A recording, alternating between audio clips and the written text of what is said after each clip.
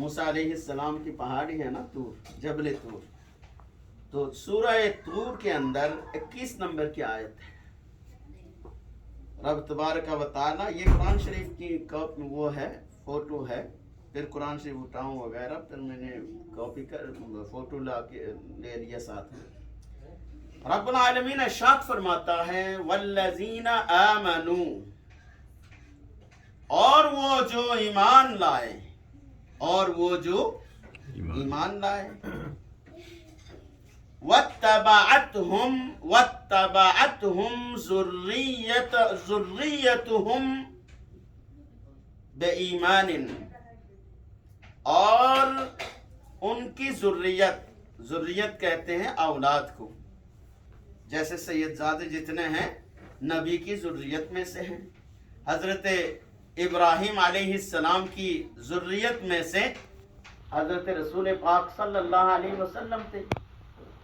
واتبعتهم ذریتهم، اور ان کی اولاد، ان کی ذریت قیامت تک، جیسے میں ہوں، میرا بیٹا پوتا فلاں فلاں، ذریت قیامت تک جتنے آئیں گے وہ سب میری ذریت میں سے ہیں. اور ان کی ذریت ان کی پیروی کرے. والذین آمنوا، اور وہ جو ایمان لائے یعنی مومن ایماندار، اور ان کی ذریت، اور ان کی ذریت ان کی پیروی کرے، اتباع کرے. بے ایمان، ایمان کے ساتھ، کافر ہو کے نہیں، ایمان کے ساتھ. الحقنا ذریتہم، ہم پھر ان کو ان کے بڑوں سے، ان ایمانداروں کو ان کی ذریت سے ملا دیں گے، الحاق کر دیں گے، ملاقات کرا دیں گے، ملا دیں گے. وما علتناہم من عملہم من شیء، اور ہم ان کے کسی بھی عمل کو رائے گا نہیں کریں گے.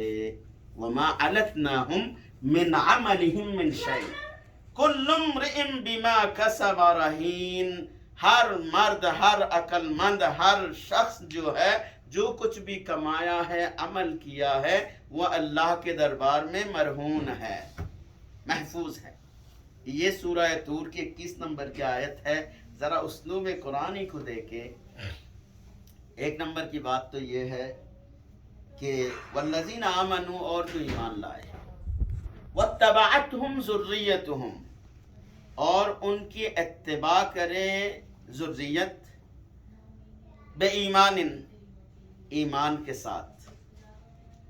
ایک تفسیر اس کی یہ ہے کہ بڑے ایماندار تھے، اور ان کے دیکھا دیکھی، جیسے ہم سارے جو ہے دیکھا دیکھی ایماندار ہیں، کسی مذہب سے ایمان نہیں لائے. ہمارے والدین کو دیکھا ہے، وہ مسلمان تھے، ہم بھی مسلمان. انہوں نے ان کے والد کو دیکھا ہے، والدین کو دیکھا ہے، وہ مسلمان تھے تو یہ مسلمان. یہ دیکھا دیکھی ہم مسلمان ہیں. تو یہ کیا ہے؟ اس حالت کے جتنے بھی ذریت والے ہیں ان کا ایمان لانا اور اس چیز کی پیروی کرنا، اس کی وجہ سے اللہ تعالیٰ انہیں ملا دے گا. امام بغوی نے تفسیر امام بغوی میں بھی لکھا کہ ایسا ہوگا کہ والد بزرگوں کا مقام اونچا ہے، بچوں کا مقام، ذریت جتنے بھی طبقے میں جائے ان کا مقام نیچا ہے. اللہ تعالیٰ ان کے احترام میں ان کے مقام بلند کر کے ان کے ساتھ برابر کر دیں گے. بچوں کا مقام اونچا ہے، بڑوں کا مقام نیچا ہے. اللہ تعالیٰ بچوں کے جو اولاد ہے، ذریت ہے، وہ اللہ کے پسندیدہ ہے زیادہ. تو ان کی وجہ سے ان کے احترام میں، ان کی شان کے پیش نظر بڑوں کے مرتبے کو بلند کر کے جنت میں اقتدا کر دیں گے. ایک ہی الحقنا بہم ذریتہم، قرآن پڑھ رہا ہوں، کوئی سند مند کی کوئی چکر نہیں ہے. سورہ طور ایک تفسیر ہے. دوسری تفسیر ذرا غور طلب ہے. اتباع کا کیا معنی ہے؟ قرآن نے فرمایا والذین آمنوا واتبعتهم ذریتهم واتبعتهم اولادهم واتبعتهم ابناؤهم نہیں فرمایا، ذریت فرمایا جو وسیع ہے قیامت تک، جب تک سلسلہ جاری رہے۔ اتباع کسے کہتے ہیں؟ اتباع کہا جاتا ہے پیروی کرنے کو۔ پیروی کیا ہے؟ لغت میں جب دیکھیں گے تو معنی یہ آتا ہے ایک نے قدم اٹھایا، دوسرے نے اس قدم پہ قدم رکھا، یہ اتباع ہے۔ یہ اتباع کو سمجھانے کے لیے ڈکشنری والوں نے لکھا ہے کہ قدم پہ قدم رکھنا، قدم پہ قدم رکھنے کو اتباع کہا جاتا ہے۔ پیچھا کرنے کو اتباع کہا جاتا ہے، پیچھا کرنے کو اتباع کہا جاتا ہے، یعنی ایک شخص گزر رہا ہے، اس کے پیچھے آپ چلتے رہو، یہ اتباع ہے کہ وہ جہاں جائیں گے میں بھی وہیں جانا چاہتا ہوں، تو اسی راستے پہ چل پڑے، پیچھا کرتے رہے۔ اب یہاں والذین آمنوا واتبعتهم ذریتهم، یہ کیسے ممکن ہے؟ اس پہ بات کروں گا۔ باپ ایماندار ہے، بیٹا کافر کیسے ہوگا؟ وہ کافر ہو پھر جا کے باپ کے روش پہ ایمان لائے، ایسا تو ممکن نہیں ہے، کیونکہ باپ ایماندار ہے تو بیٹا بھی ایماندار آئے گا، اور 100 میں، ہزاروں میں، لاکھوں میں ایک شاید کوئی بیٹا کافر نکلے۔ تو یہ بات تو سمجھ نہیں آتی کہ یہ ایسا مسئلہ نہیں ہے۔ تو اس میں پیروی کا کیا مسئلہ ہے، کیا بات ہے جس کا اجر دیا جا رہا ہے؟ پیروی جس کا اجر دیا جا رہا ہے، پیچھا کرنا جس کا اجر دیا جا رہا ہے۔ اسماعیل حق حنفی رحمۃ اللہ علیہ اس لیے فرماتے ہیں کہ یہ یاد کرنا ہے، یہ یاد کرنا ہے کہ باپ کو گاڑ کے قبر میں مر گیا مردود، نہ فاتحہ نہ درود، ایسا نہیں ہے، بلکہ باپ کو تدفین کر کے احترام کے ساتھ جنازہ پڑھ کے کفنا کے دفنا کے پھر چھوڑے نہیں رکھا، وَاتَّبَعَتْهُمْ ذُرِّيَّتَهُمْ، پھر ان کو یاد کرتے رہے، پیچھا کرتے رہے، ان کے پیچھے پڑے رہے کہ میرے والد کو معاف کر دے، میری والدہ کو معاف کر دے، میرے والد کے لیے کچھ بھیجوں تاکہ وہاں ملنے کے بعد سکون ملے، میرے والد کے لیے کچھ کروں، میرے والد کے لیے، میری والدہ کے لیے، میرے دادا کے لیے، میری دادی کے لیے کچھ کروں، کچھ کروں، کچھ کروں، ان کے پیچھے پڑے رہتے ہیں۔ اللہ تعالیٰ فرماتا ہے ایسے جو ذریت ہے الحقنا بہم، ہم پھر انہیں ملا دیں گے جنت میں، کیونکہ ان کے جانے کے بعد بھی انہوں نے پیچھا کرتے رہے، ثواب بیچ کے پیچھا کرتے رہے، یعنی انہیں یاد کرتے رہے۔ مزے کی بات ہے آگے والا جو جملہ ہے، بات آپ کو سمجھ آئی کہ ایماندار لوگ ہیں، ان کی ذریت جو انہیں یاد کرتے رہے، ان کا پیچھا کرتے رہے۔ اللہ تعالیٰ فرماتا ہے الحقنا بہم ذریتہم، ہم انہیں ملا دیں گے، بچڑنے نہیں دیں گے۔ یہ مہربانی الہی ہے، خدا کا کرم ہے کہ میرے بندے جب بچڑنے کے باوجود بچھڑنا نہیں چاہا، والد بچڑ گیا، گزر گیا، زمین پہ دفن ہو گیا، یہاں سے چلے گئے، اس کے باوجود والد کو یاد رکھا، بچڑنا گوارا نہیں کیا، تو اللہ تعالیٰ کریم ہے، مہربان ہے، اس کو بھی یہ گوارا نہیں ہے کہ میرے بندے اپنے بڑوں سے بچڑے رہے۔ الحقنا بہم ذریتہم، ہم پھر بچوں کو اور بڑوں کو ملا دیں گے، اکجا کر دیں گے۔ کہاں؟ جنت میں۔ آگے والی بات سنیں، فرماتا ہے وَمَا أَلَتْنَاهُمْ مِنْ عَمَلِهِمْ مِنْ شَيْءٍ، ان کا کوئی بھی عمل رائے گا نہیں جائے گا۔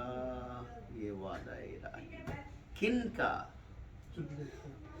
کیونکہ عربی میں قاعدہ ہے میں دیکھ کے ترجمہ نہیں کر رہا، میں عربی کا گرامر کے مطابق جو ہے ترجمہ کر. عربی کا قاعدہ ہے جب ضمیر استعمال ہو، ہوا، ہما، ہم، ہیا، ہما، ہننا وغیرہ جو ضمیر ہے، یہ جب ضمیر استعمال ہو تو مرجع قریب چاہتا ہے. جو قریب میں مرجع ہوگا وہی مرجع ہے. تو یہاں قریب مرجع کیا ہے؟ ذریتہم، ذریت قریب مرجع ہے. تو رب فرماتا ہے ہم ذریت کا کیا ہوا کوئی بھی عمل رائے گا نہیں جانے دیں گے. بے وقوف مولوی بدعت کہہ کر کہتے ہیں تم فاتحہ کرتے ہو رائے گا جائے گا، میرا رب کہتا ہے رائے گا جانے نہیں دوں گا. ورنہ یہاں عمل کی بات کیوں آئی؟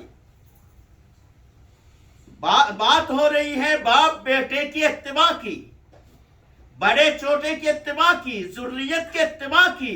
وہاں پھر عمل کی بات کہاں سے آ گئی؟ آگے اور کل کے رب فرماتا ہے کل امرئ بما کسب رہین، جو بھی کچھ بھی کمائے، کسب کرے یعنی کمائے، جگاڑ کرے، ثواب کمائے، عمل کرے، وہ سب میرے پاس مرہون ہے. رہین کہتے ہیں قرضہ دینے کو، رہن. میں اس نے تفصیل میں نہیں جا رہا، اس کا ایک الگ سے تعریف ہے تاکہ میں اس موضوع سے ہٹوں نہ.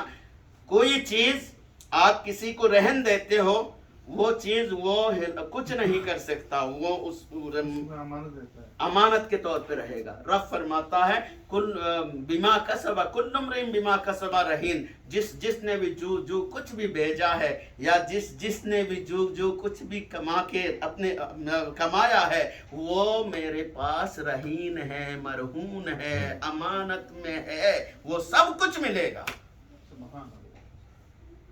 بے وقوفی کی انتہا نہیں. بندے کہہ رہے ہیں کہ تم جو عمل کر رہے ہو، ختم پڑھ رہے ہو، سورت پڑھ رہے ہو، فاتحہ دلا رہے ہو، یہ رائے گا جائے گا.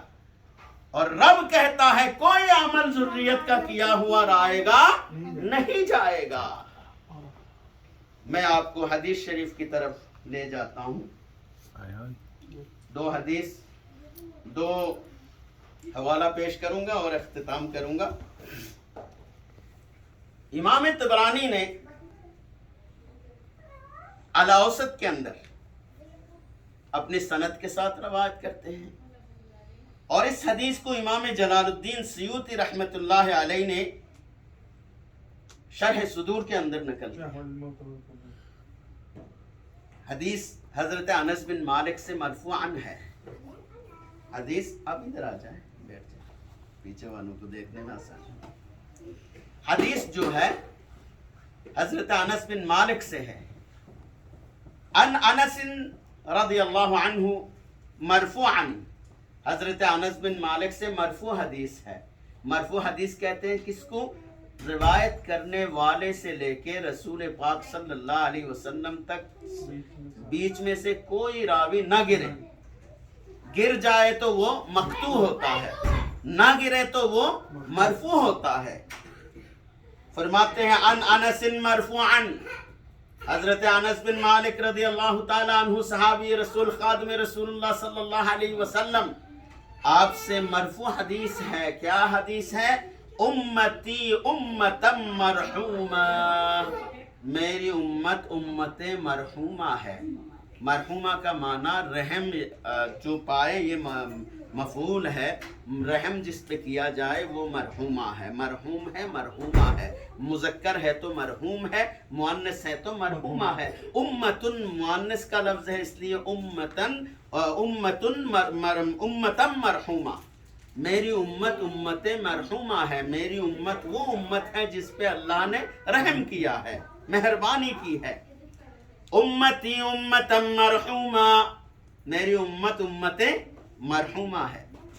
تدخلوا قبورها بذنوبها، قبروں میں جائیں گے، اپنے اپنے قبروں میں جائیں گے گناہوں کے ساتھ.